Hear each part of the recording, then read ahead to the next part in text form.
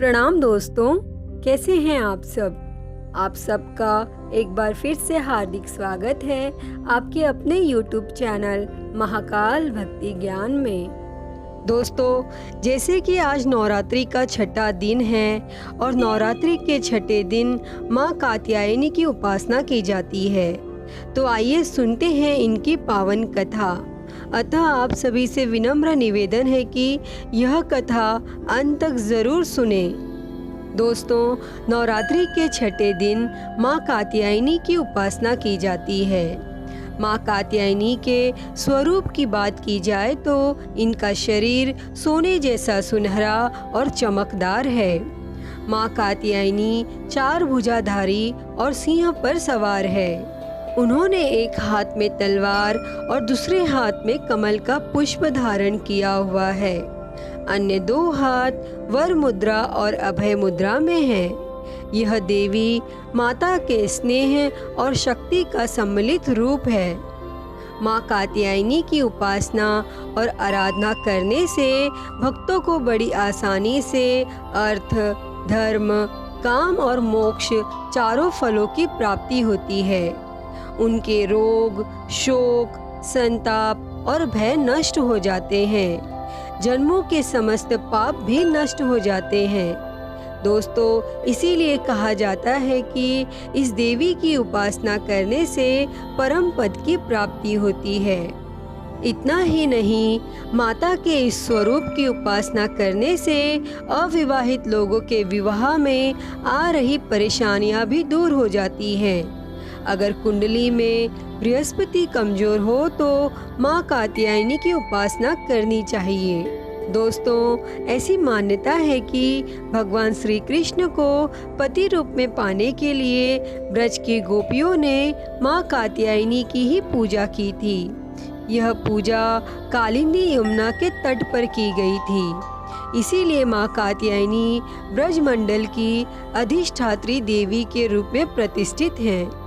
दोस्तों, पौराणिक कथा के अनुसार महर्षि कात्यायन ने माँ आदि शक्ति की घोर तपस्या की थी और उनकी तपस्या से प्रसन्न होकर माँ ने उन्हें उनके यहाँ पुत्री के रूप में जन्म लेने का वरदान दिया था।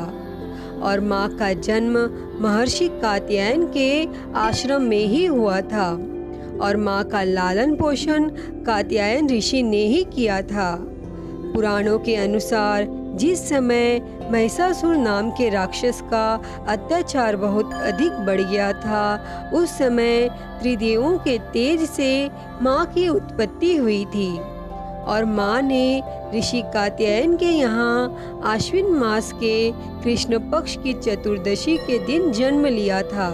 और इसके बाद ऋषि कात्यायन ने उनका 3 दिनों तक पूजन किया था और फिर माँ ने दशमी तिथि के दिन महिषासुर का अंत किया था तथा इसके बाद शुंभ और निशुंभ ने भी स्वर्गलोक पर आक्रमण करके इंद्र का सिंहासन छीन लिया था और 9 ग्रहों को बंधक बना लिया था तथा अग्नि और वायु का बल पूरी तरह से उन्होंने छीन लिया था और उन दोनों ने देवताओं का अपमान करके उन्हें स्वर्ग से निकाल दिया था। फिर इसके बाद सभी देवताओं ने माँ की स्तुति की और फिर माँ ने शुंभ और निशुंभ का भी वध करके देवताओं को इस संकट से मुक्ति दिलाई थी, क्योंकि माँ कात्यायनी ने देवताओं को वरदान दिया था कि वह संकट के समय उनकी रक्षा अवश्य करेंगी।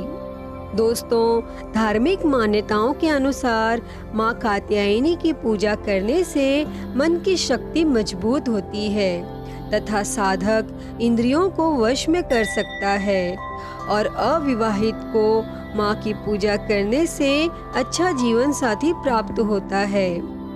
हे माँ कात्यायनी, इस कथा को कहते, सुनते और हुंकारा भरते पर सदैव अपनी कृपा बनाए रखना। जय माँ कात्यायनी। तो दोस्तों, यह थी माँ कात्यायनी की कथा। अगर आप लोगों को यह वीडियो पसंद आई हो तो प्लीज़ लाइक करें, शेयर करें, कमेंट करें और मेरे चैनल को सब्सक्राइब कर नोटिफिकेशन बेल को ज़रूर ऑन कर लें। हर हर महादेव। धन्यवाद।